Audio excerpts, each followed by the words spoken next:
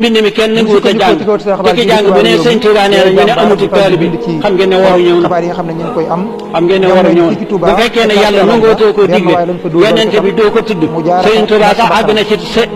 ñemeetoo ko tudd fan la ñu jëm nee ñu kooku daf doon sàcc fan la ñu jëm ci benn magasin doon fa sàcc ngooñ fan la ñu jëm yàlla dogal nag yàlla da koy dóobale fi mu ñàkk bakkanam kenn ko gis man fii ma nekk tey ñu waa xibaar yi ma dund ak ma dee laa yemale tey waaye naa wax dëgg ko loxo ba noppi nag ubbi bu ma dee fekk sëñ Touba ma xam ne dina sëñ Touba dana ma teerul boppam ndax dana xam ne wax naa lim bëgg ku ko wax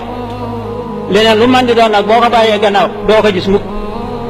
ndax nekku ca loola ba nga di ko gis dëgg gu la yóbbu àllaaxira nag faaw mu teeru la teral la loolu moom dama xamal sama bopp la nan ko nan jaamu ji yàlla te bàyyi pomi ëpp na kët te lu jógin mu wér ko sëñ Touba da ngeen xam ne rafetul di ma yàlla ba noppi di ko wér mooy ga da ngeen xam ne moonu ëpp fu la de asuwaay ma sa koo nuyu di jàmmanteeg moom ba yàgg mu ne ko man di sëñ bi gannaaw bu yàlla ak yonente bi wéyee mu ne ko yàlla nag ma fa fekk kooku kon xam nga ne fu yàlla nekkut yonente bi nekku fa sëñ Touba nekku fa dana ñokkee wàcc ko fa ba tey mbay nanguur mu wax soxla sax man de gannaaw bu yàlla ak yonente bi wéyee mu ne ko yàlla nag ma fa fekk ne bëreet wàcc ko fa. bu leen fàttee abonné te ngeen di bës cloche de notification bi moo tax lépp lu ñu dugal ci ay vidéo ngeen am ko.